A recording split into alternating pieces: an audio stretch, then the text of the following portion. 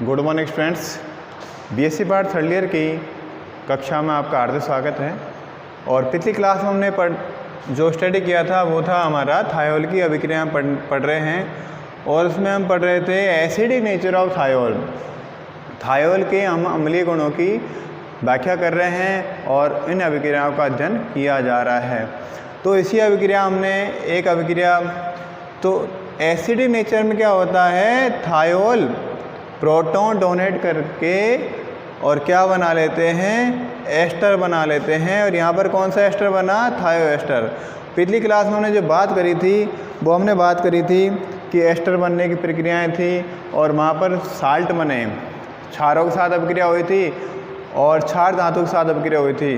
तो क्षार के साथ अम्ल क्रिया करेगा तो साल्ट बनेगा और अम्ल क्या करेगा, according to Bronsted Lowry definition H+ donate करेगा, हाइड्रोजन धनायन या प्रोटॉन वो डोनेट करता है। तो यहाँ पर एक अभिक्रिया जो हमारी एसिडिक नेचर वाली है वो है यहाँ पर रिएक्शन विद एसिटिल क्लोराइड। तो इसमें कौन बनेगा, टू फॉर्म थायो एस्टर। देख सकते हैं आप, ये है एथेन थायोल। क्या नाम है इसका, ethane thiol. Ethane thiol react with acetyl chloride. Acetyl chloride के साथ रिएक्शन कर रहा है ये। तो यहाँ पर देखना थायोल क्या करेगा, थायोल में एस और एच का बॉन्ड टूटेगा। तो थायोल में एस और एच का बॉन्ड टूटे, कुल मिलाकर यहाँ का जो इलेक्ट्रॉन है एस और एच के टोटल किसके पास आ जाएंगे, एस के पास। तो एस मोर इलेक्ट्रॉन डेंसिटी रखने वाला होगा, दैट मीन्स एस के पास जो नेगेटिव चार्ज आ जाएगा। तो इधर क्या होगा, इधर कार्बन और क्लोरीन के बिटवीन जो कार्बन की इलेक्ट्रोनेगेटिविटी ज़्यादा है, इस कारण से यहाँ पर क्या हो जाएगा, यहाँ पर क्या होने वाला है, C और Cl बॉन्ड टूटेगा और इलेक्ट्रॉन यहाँ पर आ जाएंगे। तो Cl के पास नेगेटिव और H के पास पॉजिटिव। तो इस तरह से यहाँ पर जो रिमूव होगा वो किसका होगा, HCl का निष्कासन हो जाएगा। अब देख सकते हैं आप, S के पास नेगेटिव और इस कार्बन के पास फिर क्या बच जाएगा, पॉजिटिव। तो S इस C के साथ बॉन्ड फॉर्मेशन कर लेगा। तो मतलब सल्फर और कार्बन का एक बॉन्डिंग हो जाएगा और HCl का इस वजह से निष्कासन रिमूव हो जाएगा। तो ये बन जाएगा CH3CH2S और SC डबल बॉन्ड O और CH3। तो ये जो बनेगा एथिल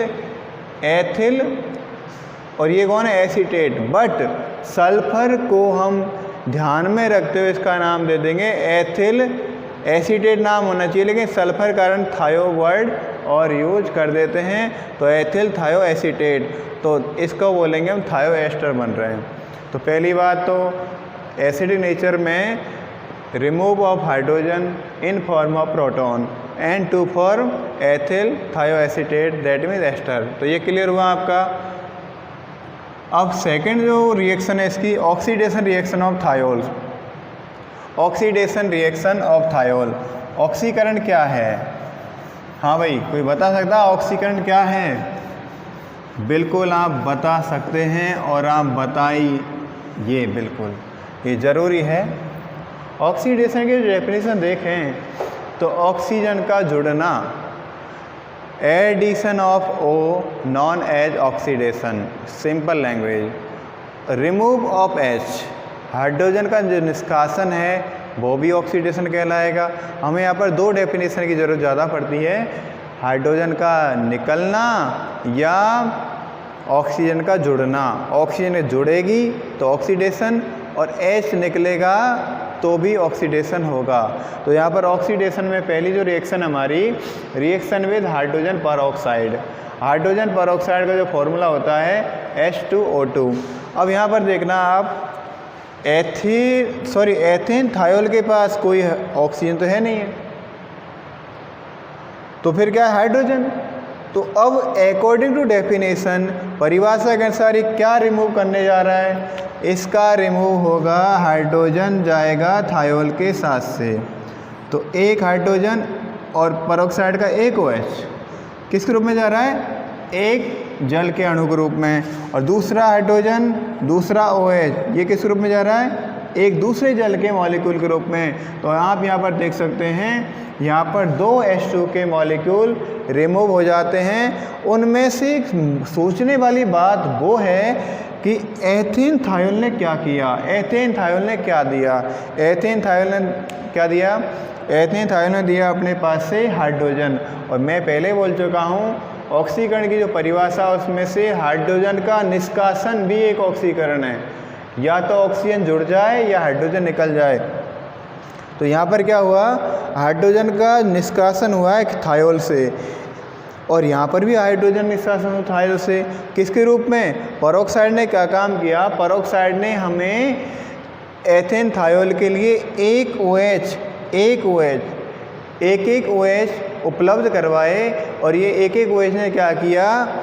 एथेन थायोल की हाइड्रोजन को रिमूव कर दिया। किसके रूप में? जल के 2 मॉलिक्यूल के रूप में। That means ethane thiol oxidise हो चुका है, इसका ऑक्सीकरण हो चुका है। किसके रूप में?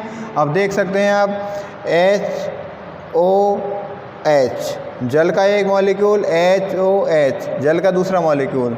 तो बचा कौन? इनको हम छुपा लें तो कौन बचेगा? देखो गौर करना, C2H5S। उसके बाद ये तो है ही नहीं है, ये भी नहीं है। अब तो C2H5, तो C2H5 S बॉन्ड C2H5, और जल के 2 मॉलिक्यूल निकल चुके हैं। तो ये कितनी संख्या है? 1 2, तो डाई लगा दिया। क्या नाम है इनका? एथिल। एथिल की नंबर कितनी है? 2, तो डाई एथिल। और 1 और 1 2, कितने ऐसे? 2, तो di ethyl di sulphide, right. तो थायोल की ऑक्सीकरण अभिक्रिया में जब रिएक्शन होती है हाइड्रोजन पेरोक्साइड के साथ, तो डाई एथिल डाई सल्फाइड बनते हैं, और जल का अणु या जल का मॉलिक्यूल रिमूव हो जाता है, निष्कासित हो जाता है। That means oxidation of thiols, right. समझे आप? बिल्कुल, आप अच्छे समझ चुके हैं। अब हमारे पास एक क्वेश्चन है, वो क्वेश्चन इंपॉर्टेंट है, और एग्जाम में very short answer type question पूछा जा सकता है। तो इसलिए मैं इस इंपॉर्टेंट क्वेश्चन को बिना देर के लिखवा देता हूँ, और इस पर IMP भी मैं लिख देता हूँ। What is doctor solution?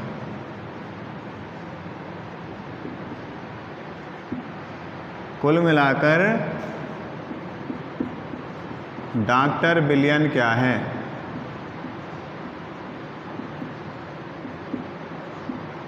Doctor विलयन क्या है, ये हमारा क्वेश्चन है, और वास्तव में इम्पोर्टेंट है। और एक बात तो बता दूं एग्जाम की मैं आपको, कुछ क्वेश्चन इस तरह के होते हैं, उनका नाम ही कुछ इस तरह का होता है कि वो चिल्ला कहते हैं मैं इम्पोर्टेंट हूँ भाई, मैं महत्वपूर्ण हूँ, मुझे आप एक बार ज़रूर पढ़ लें। तो आप इसे भी, ये अलग से नाम है डॉक्टर सॉल्यूशन। देखने में कैसा लगेगा कि डॉक्टरों का सॉल्यूशन, तो ये अलग से नाम है, just a Jacques.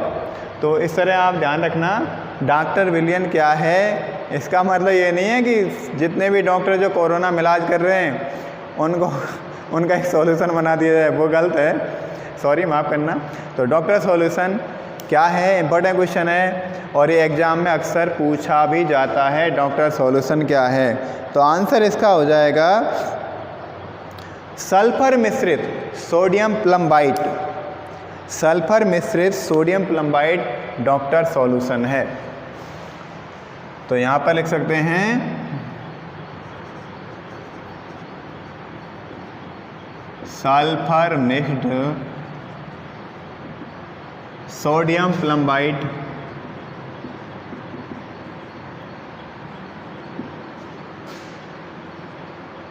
Is a doctor solution. That means क्या कह सकते हैं, थोड़ा सा अंग्रेजी लिख दिया मैंने, सल्फर मिश्रित सोडियम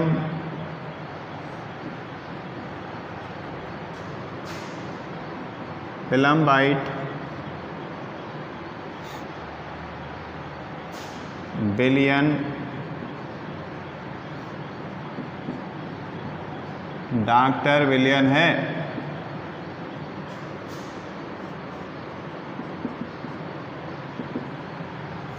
सल्फर मिश्रित सोडियम प्लम्बाइट जो विलयन है वो डॉक्टर विलयन है, डॉक्टर सॉल्यूशन है। तो इसको देख लेते हैं। डॉक्टर सॉल्यूशन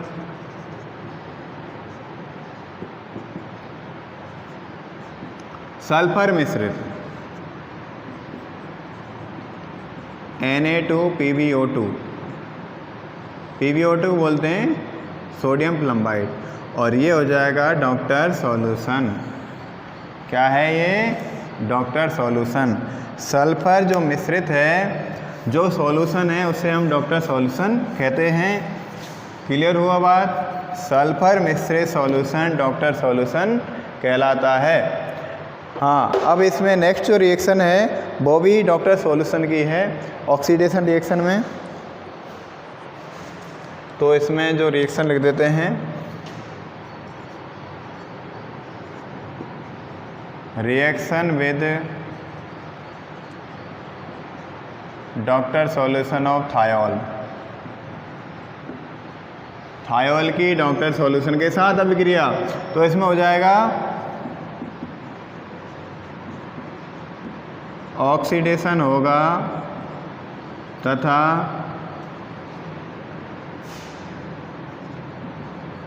डाईएथिल डाईसल्फाइड क्या होते हैं? बनते हैं। तो C2H5SH एथेन थायोल किसके साथ? Sulphur plus Na2PbO2। ये तो हो गया डॉक्टर सॉल्यूशन।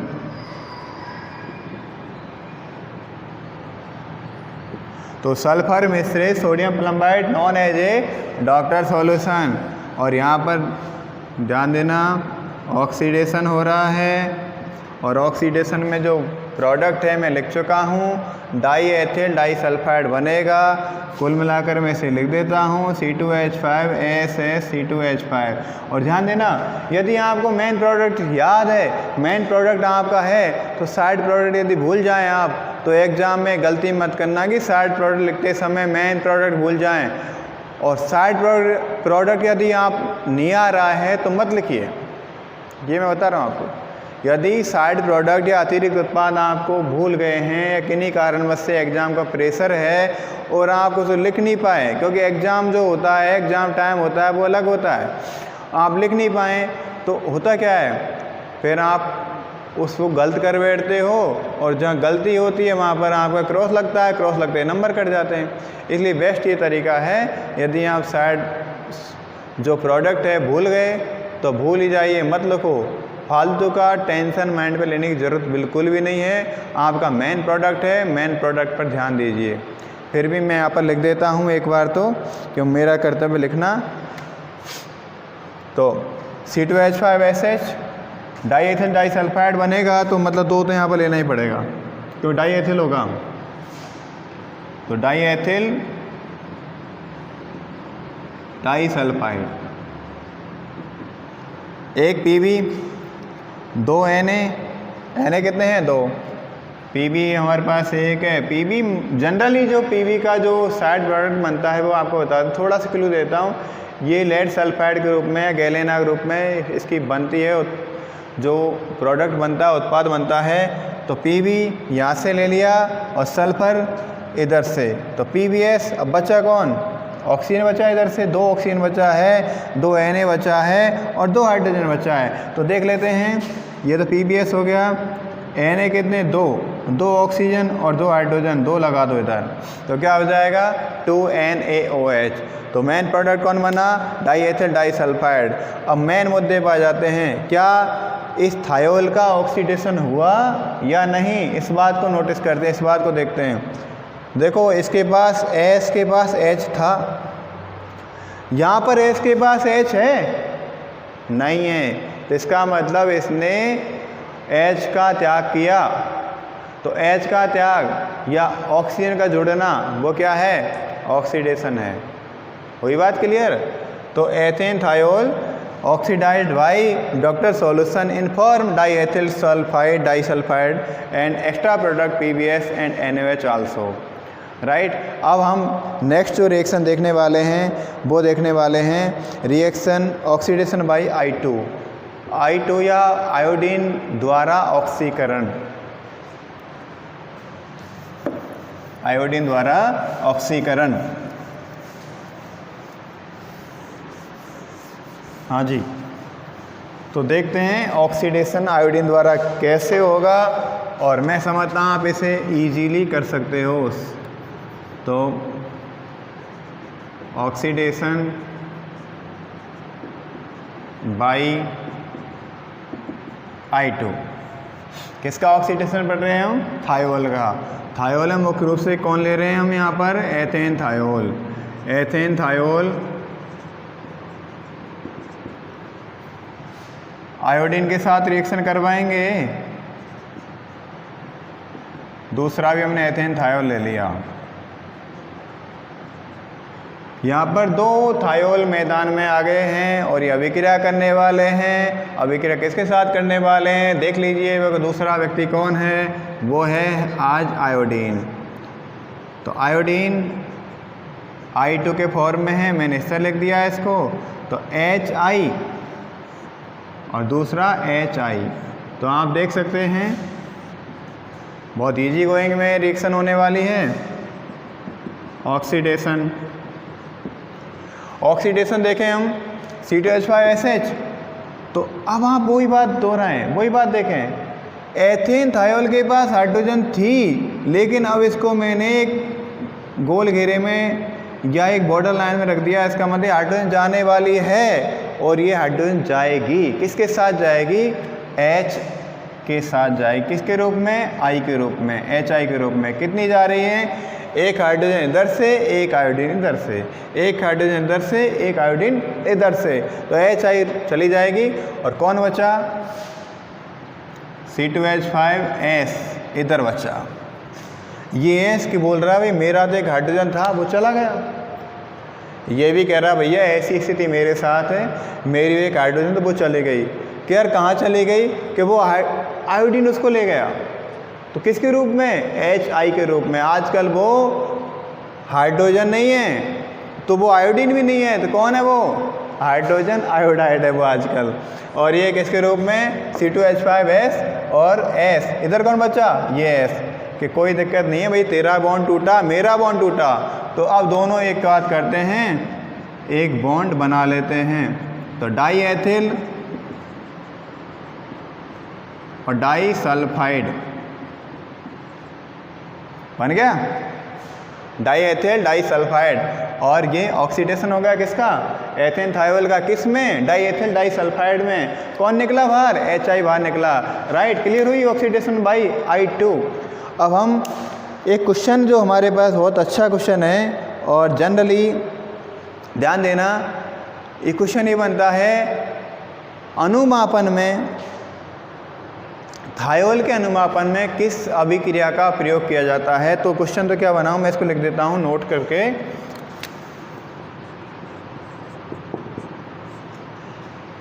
इस अभिक्रिया का उपयोग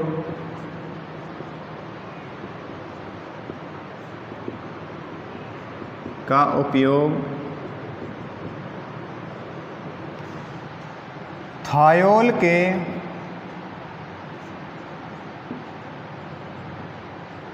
अनुमापन में करते हैं।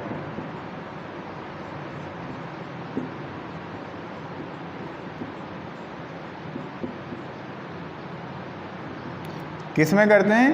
थायोल के अनुमापन में इस अभिक्रिया का उपयोग करते हैं। और क्वेश्चन घुमा के इस तरह आ सकता है, एक अभिक्रिया जिसका उपयोग थायोल के अनुमापन में करते हैं उसको लिखो। और वेरी शॉर्ट आंसर टाइप में 1 नंबर क्वेश्चन आ सकता है सेक्शन बी में। तो इजीली आप ऑक्सीडेशन बाई आयोडीन का आप कर सकते हैं।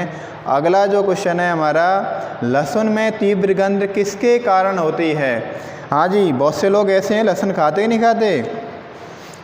लहसुन खाते हो? बहुत से लोग नहीं खाते, बहुत से लोग परहेज करते हैं लहसुन का।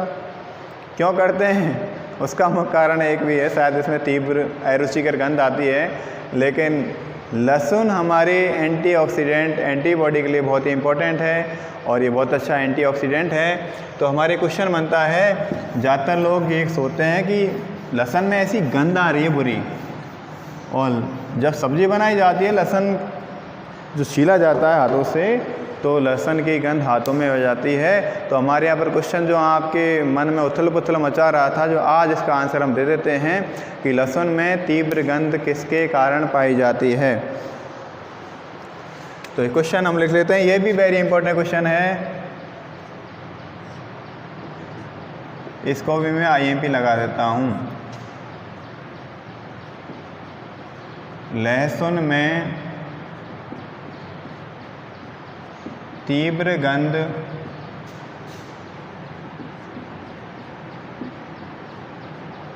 किसके कारण होती है।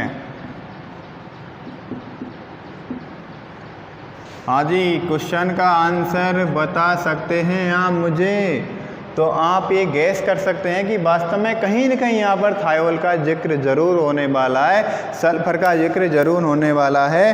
तो हम यहाँ पर देखते हैं, आंसर है, आंसर इसका हो जाएगा डाई-एलिल डाइसल्फाइड के कारण। अब एलिल बना लेते हैं, 1 2 3 कार्बन चाहिए एलिल के लिए, एक डबल बॉन्ड कार्बन चाहिए, CH2 CH चाहिए और यहाँ पर CH2 चाहिए, तो एलिल बन गया। तो इसको बोल देंगे डाई-एलिल और डाइसल्फाइड H2 के कारण। तो लहसुन में तीव्र गंध किस कारण होती है? डाई-एलिल डाइसल्फाइड के कारण होती है। और ये तीव्र गंध के कारण बहुत से लोग इसका परहेज भी करते हैं, खाते नहीं हैं। बहुत से लोग धार्मिक मानता हो कि ऐसा लहसुन नहीं खाते, शायद ऐसा हो सकता है, लेकिन हमें उससे कुछ मतलब नहीं है।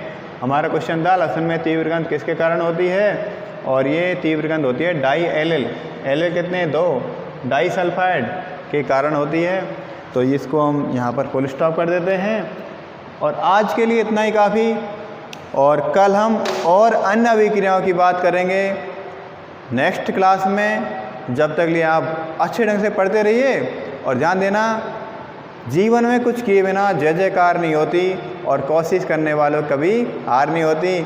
मेरी ये शुभकामनाएं है, आपकी BSc पार्ट 3rd ईयर में परसेंटेज के सारे रिकॉर्ड तोड़ दें।